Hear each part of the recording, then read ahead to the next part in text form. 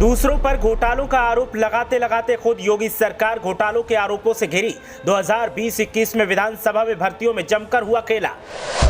जितने पद थे उससे कहीं ज्यादा लोगों को दी गई नौकरियां। जांच हुई तो कईयों के चेहरों से उतर गया नकाब। नेताओं के परिवार और रिश्तेदारों को रेबड़ियों की तरह बांटे गए सरकारी पद। मामले की अब सीबीआई से करवाई जा सकती है जांच। कई बड़े ब्लैक शिप्स का नाम आ सकता है सामने। योगी सरकार पर भी उठ रहे सवाल।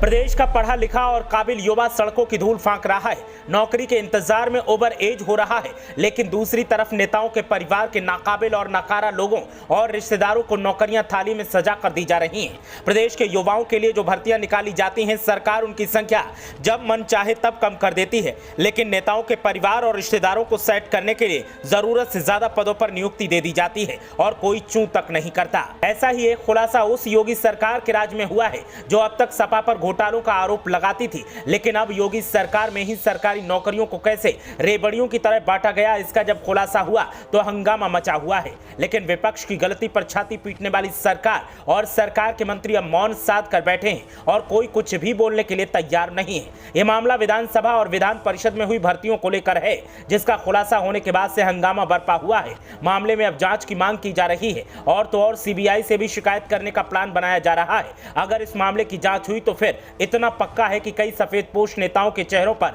कालिख पुत जाएगी और कई ऐसे नाम सामने आएंगे जिन्हें सुनकर आप चौंक जाएंगे। आप सोच रहे होंगे कि मामला क्या है, तो फिर देर न करते हुए पूरे मामले की सच्चाई से आपको रूबरू करवाते हैं। विधानसभा और विधान परिषद में 2020-21 में हुई भर्तियों की सीबीआई जांच हुई तो कई बड़े चेहरे बेनकाब होंगे। इनमें न सिर्फ रिक्त पदों से अधिक भर्तियां की गई, बल्कि नौकरियों को रेबड़ियों की तरह और अफसरों के रिश्तेदारों को बांटा गया। तत्कालीन विधानसभा अध्यक्ष हृदय नारायण दीक्षित के कार्यकाल में 95 पदों पर भर्ती हुई थी। इनमें समीक्षा अधिकारी के 20, सहायक समीक्षा अधिकारी के 23, एपीएस के 22, अनुसेवक के 12, रिपोर्टर के 13 और सुरक्षा गार्ड के 5 पद शामिल थे। परिषद के तत्कालीन सभापति रमेश यादव के कार्यकाल में अलग अलग श्रेणी के 100 पदों पर भर्ती हुई।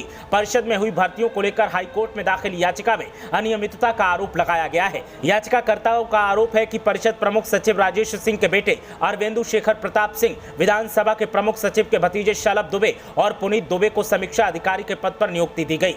सरकार में विशेष कार्य अधिकारी रहे सेवानिवृत्त अधिकारी के बेटे को भी इस पद पर नियुक्त किया गया।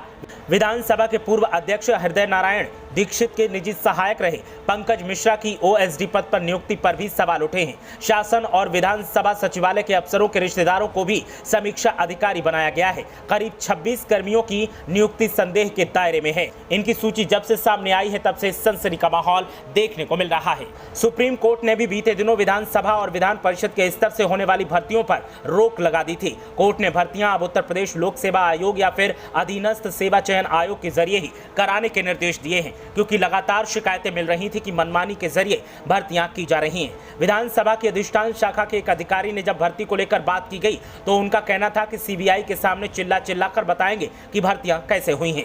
भर्तियों की सीबीआई जांच के आदेश के बाद दोनों सदनों के दफ्तरों में बुधवार को हलचल रही। उस दौरान भर्ती हुए कर्मियों की नौकरी पर तलवार लटक सकती है और ऐसे में जिन जिन लोगों को मनमाने तरीके से नियुक्ति दी गई है उनके चेहरों पर हवाइयां उड़ रही हैं। साथ ही नेताओं और मंत्रियों के चेहरे लटके हुए हैं कि अगर जांच हुई तो फिर क्या होगा। ऐसे में सवाल इस बात का है कि आखिर क्यों इस तरीके के काम किए जाते हैं और जो सरकार दूसरों पर घोटालों का आरोप लगाती है उसी सरकार के राज में आखिर ऐसा हो रहा है और सरकार मौन होकर चुपचाप बैठी है। ये बताता है कि इसमें कई बड़े चेहरे शामिल हो सकते हैं। देखना यह है कि जब जांच होगी तो किस किस के नाम सामने आएंगे। ब्यूरो रिपोर्ट, मीडिया हलचल।